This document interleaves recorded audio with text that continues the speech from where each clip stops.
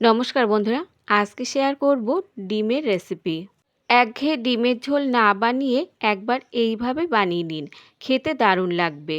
তো চলুন শুরু করা যাক আজকের রেসিপি।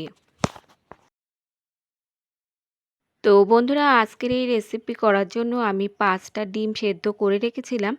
আপনারা যে পরিমাণ রান্না করবেন সেই পরিমাণ অনুযায়ী ডিমটা এখানে নিয়ে নেবেন। এখন এই ডিমের মধ্যে দিয়ে দিচ্ছি সামান্য একটু হলুদ গুঁড়ো। আর ডিমের গায়ে কিন্তু অল্প অল্প করে কাট লাগিয়ে নিতে হবে। এখানে কিন্তু লবণটা দেওয়া যাবে না। আর লবণটা এখানে কেন দেওয়া যাবে না সেটাও আমি আপনাদের পরে বলে দিচ্ছি। আর এর সঙ্গে দেখুন, আমি কয়েকটা আলু সেদ্ধ করে রেখেছিলাম। এবারে আলুর মধ্যেও সামান্য একটু হলুদ দিয়ে আমাদের মেখে নিতে হবে। ডিম আর আলু কিন্তু আমি একসঙ্গেই সেদ্ধ করে নিয়েছি। এখন বন্ধুরা, ভালোভাবে হলুদটা মাখিয়ে নিয়ে আমরা চলে যাব রান্নার দিকে। ঘরে সবজিপাতি কিংবা মাছ মাংস না থাকলে আপনারা এই ডিমের রেসিপিটি তৈরি করে নিতে পারেন। খেতে কিন্তু দারুণ লাগে। খুব কম সময়ের মধ্যে আর ঘরোয়া উপকরণ দিয়েই কিন্তু তৈরি হয়ে যাবে। এবার এখানে দেখুন, একটা কড়াইতে আমি 3 থেকে 4 চামচ মতো সর্ষের তেল গরম করতে বসিয়েছিলাম। এবার এই তেলের মধ্যে দিয়ে দিচ্ছি সামান্য একটু লবণ। বন্ধুরা, লবণ আগে কেন মাখানো যাবে না সেটাও আমি আপনাদের বলে দিচ্ছি। লবণ যদি মাখিয়ে রাখা হয়, ডিম থেকে জল গলতে শুরু করবে আর ভাজার সময় ফাটতে থাকবে। আর আলুতেও যদি আপনারা লবণটা মাখিয়ে রাখেন, সেক্ষেত্রে আলু কিন্তু খুব ভালোভাবে ভাজা যাবে না আর কড়াইতে লেগে লেগে যাবে। তো এভাবে যদি আপনারা লবণটা দিয়ে ভেজে নেন, তাহলে দেখবেন কড়াইতে লেগেও যাবে না আর ভাজার সময় ডিমগুলো ফাটবেও না। এখানে ডিমগুলো ভাজা একদমই রেডি। খুব বেশি কিন্তু কড়া করে ভাজা যাবে না, হালকা করে ভেজে নিতে হবে। ভেজে নেবার পর ডিমগুলোকে তুলে নিচ্ছি। এবারে তেলের মধ্যে আমরা আলুগুলোকেও ভেজে নেব। আর যেহেতু লবণ আমাদের আগেই দেওয়া আছে, তো এখানে কিন্তু লবণ আর দেওয়ার কোনো দরকার নেই। এখন হাই হিটে রেখে আলুগুলোকেও আমাদের মিনিট 2 মতো হালকা করে ভেজে নিতে হবে। যেহেতু সেদ্ধ আলু, তো মিনিট 2 মতো ভেজে নিয়েই কিন্তু আলুগুলোকেও তুলে নিতে হবে।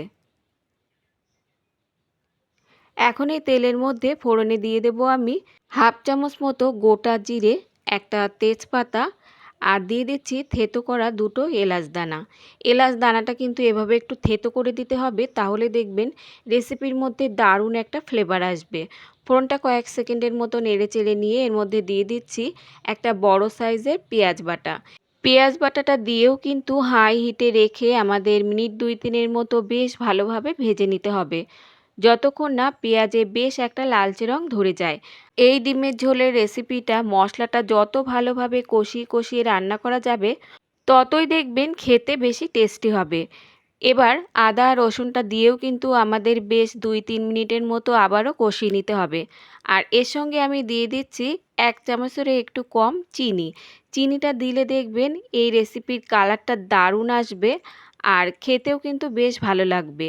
এতে কিন্তু মিষ্টি হবে না, টেস্টটা ব্যালেন্স হবে আর রেসিপির কালারটা দেখতেও দারুণ লাগবে। আরও 2 থেকে 3 মিনিটের মতো কষিয়ে নেবার পর এবার কিছু শুকনো মশলা আমরা এর মধ্যে যোগ করে নেব। দিয়ে দিচ্ছি স্বাদ মতো লবণ, আর দিয়ে দিচ্ছি পরিমাণ মতো হলুদ গুঁড়ো।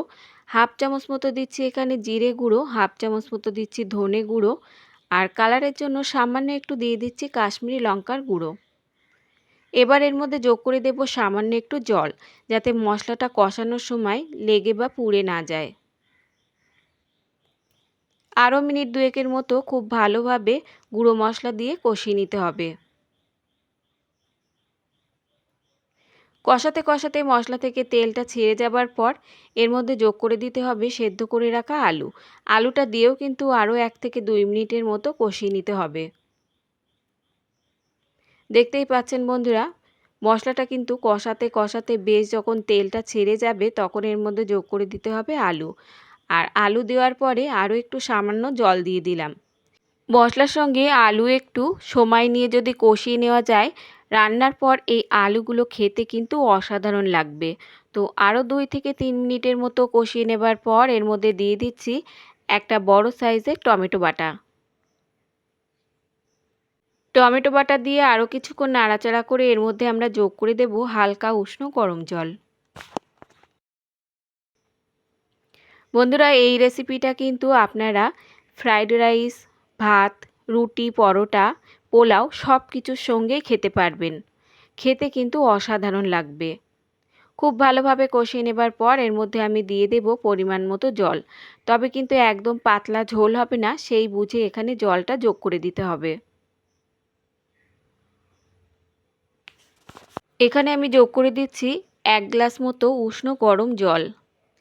জল বেশ ভালোভাবে মশলার সঙ্গে এভাবে মিশিয়ে নিয়ে কিছুক্ষণ অপেক্ষা করতে হবে যাতে ঝোলটা ফুটে ওঠে। ঝোল ফুটে ওঠার পর দিয়ে দেব ভেজে রাখা ডিম। এখন ঝোলটাকে আমাদের 8 থেকে 10 মিনিটের মতো লো টু মিডিয়াম হিটে রেখে এভাবে ফুটিয়ে নিতে হবে।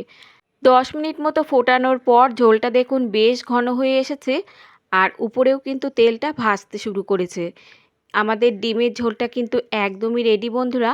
আর এটা ঠান্ডা হওয়ার পর কিন্তু আরও অনেকটাই জমে যাবে। নামানোর আগে দিয়ে দিচ্ছি সামান্য একটু শাহি গরম মশলার গুঁড়ো।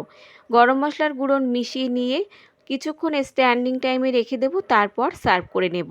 অত্যন্ত লোভনীয় ডিমের এই ঝোল আপনারা বাড়িতে একবার বানিয়ে দেখুন। বাচ্চা থেকে বড় সকলেই কিন্তু আঙুল চেটে খাবে।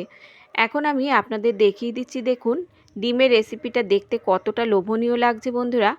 আর এই ঝোলটা কিন্তু অনেকটাই থকথকে হয়ে যাবে ঠান্ডা হয়ে যাবার পর। এখন আমি সার্ভ করে নিচ্ছি। তো আজকের এই ডিমের ঝোলের রেসিপি ভালো লাগলে একটা লাইক আর সাবস্ক্রাইব করে আমার পাশে থাকার অনুরোধ রইল। আজ তাহলে এই পর্যন্ত বন্ধুরা, দেখা হবে অন্য কোনো রেসিপির সঙ্গে। ততক্ষণ সুস্থ থাকবেন, ভালো থাকবেন।